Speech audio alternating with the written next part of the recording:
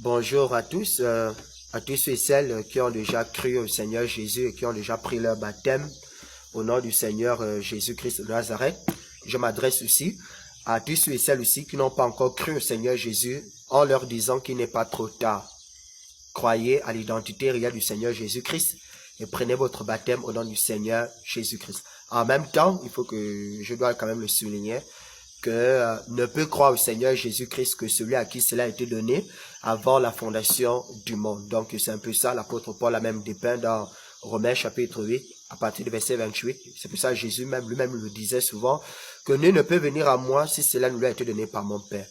Donc, tous ceux et celles qui dansent dans les bars, qui sont les fétichistes, dans le mal, dans la sorcellerie, dans peu importe le péché qu'on peut citer, s'ils sont de Dieu, ils vont revenir au Seigneur Jésus-Christ tôt ou tard un jour. Maintenant, si quelqu'un n'est pas de Dieu, il ne viendra jamais au Seigneur Jésus-Christ de Nazareth.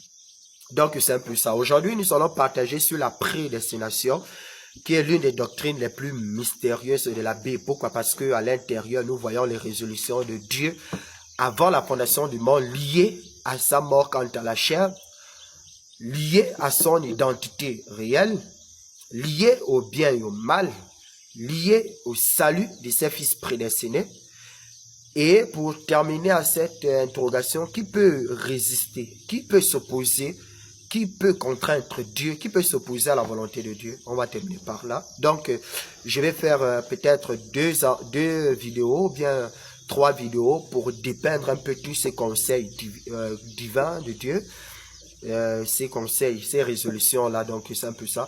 En cette première partie, on va juste voir déjà l'introduction, c'est quoi la prédestination, c'est un peu de poser les bases avec quelques versets bibliques pour nous aider à comprendre. Je sais déjà d'avance que tout le monde n'est pas destiné à dire amen à cet enseignement, tout le monde n'est pas destiné à croire à cet enseignement, donc c'est un peu ça, que le Seigneur soit béni. Alors l'introduction, c'est quoi la prédestination? La prédestination, mes frères grecs disent prourizo. Qu'est-ce que ça signifie? C'est une vision mystérieuse de Dieu. La prédestination qui stipule que avant la fondation du monde, les temps anciens, Dieu avait pris ses résolutions souveraines par lesquelles il détermine le sort temporel et éternel, où il détermine le sort temporel et éternel de chaque créature. Donc tout ce qui se passe dans ce monde visible et invisible n'est que la manifestation, n'est que l'accomplissement de ce que Dieu avait déjà arrêté avant la fondation du monde. Donc c'est un peu ça. Aucune personne sur la terre ne peut poser une action de sa propre autorité. Donc en ce sens, nous comprenons que rien n'échappe. Dieu est vraiment tout puissant. Dieu ne s'étonne pas. Dieu ne se répand pas. Dieu est content. C'est sa volonté qui s'accomplit. Donc c'est ça. On va lire 4 passages qui l'attestent. On va commencer par Ésaïe 46 à partir du verset 10. Ésaïe 46 à partir du verset 10. On va le lire. Alors, il est écrit: moi, Dieu, j'annonce dès le commencement ce qui doit arriver. Vous voyez un peu, il annonce dès le commencement ce qui doit arriver. Donc, tout ce qui arrive sur la terre avait déjà été annoncé par Dieu. Et longtemps d'avance, ce qui n'est pas encore accompli, dans les choses qui ne sont pas encore accomplies, là, Dieu les avait déjà annoncées. Je dis, mes arrêts subsisteront. Vous voyez un peu, les arrêts de Dieu subsisteront. Voilà, et j'exécuterai toute ma volonté. C'est moi qui appelle de l'Est un oiseau de proie, d'une terre lointaine un homme pour accomplir mes desseins. Vous voyez un peu, c'est ça la prédestination, les desseins de l'Éternel. Je l'ai dit et je le réaliserai, je l'ai conçu et je l'exécuterai. Le deuxième verset qu'on pourra prendre, c'est, bon, pourquoi les lois, on va prendre Ésaïe 25 à partir du premier verset, espérant que c'est le bon passage, ok. Ô Éternel, tu es mon Dieu. Je t'exalterai, je célébrerai ton nom, car tu as fait des choses merveilleuses. Tes desseins conçus, ouais, un peu, dans les desseins, les résolutions, les décrets de Dieu, conçus à l'avance, ouais, un peu. Voilà, se sont fidèlement accomplis. Donc tout ce qui s'accomplit en fait dans le temps et l'espace ou bien dans le monde invisible n'est que l'accomplissement des décrets de Dieu. Donc c'est un peu simple, on peut encore lire 2 rois, je pense bien. 2 rois,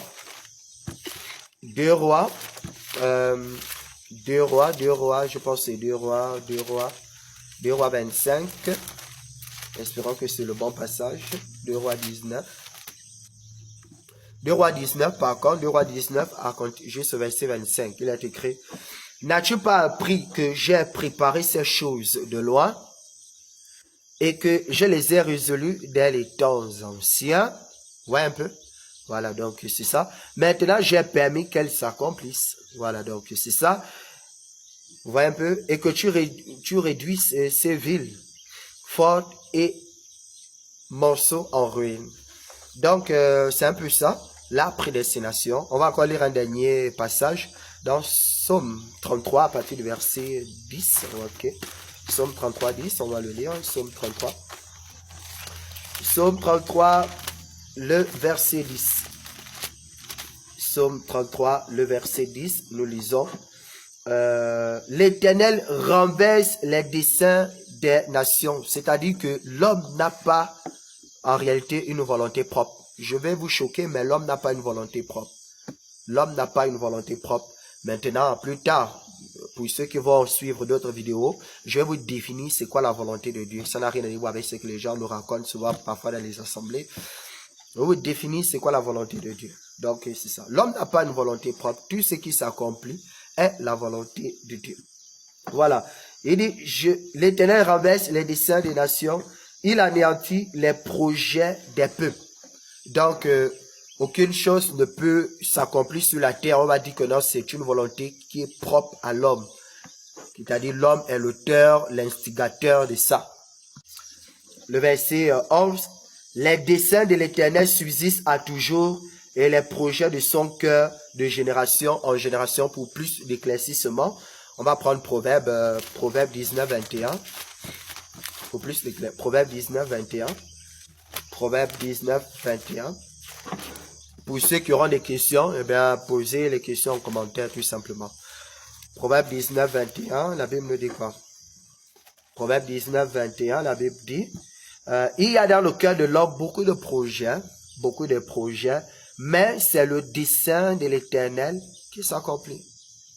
Donc le projet de l'homme ne peut s'accomplir, c'est le projet de l'Éternel qui s'accomplit tout simplement. Proverbe 16 à partir du premier verset.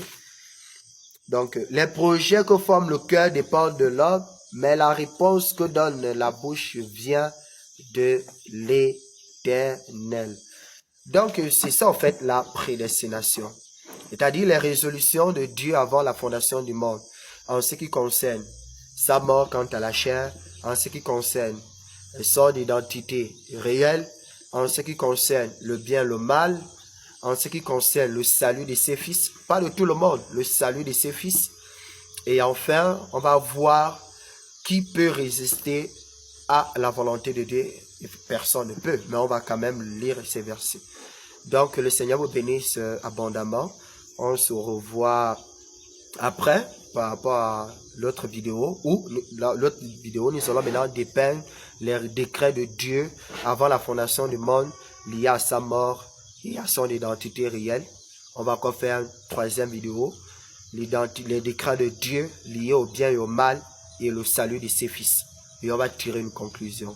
Que le Seigneur Jésus-Christ de Nazareth vous bénisse abondamment. Amen.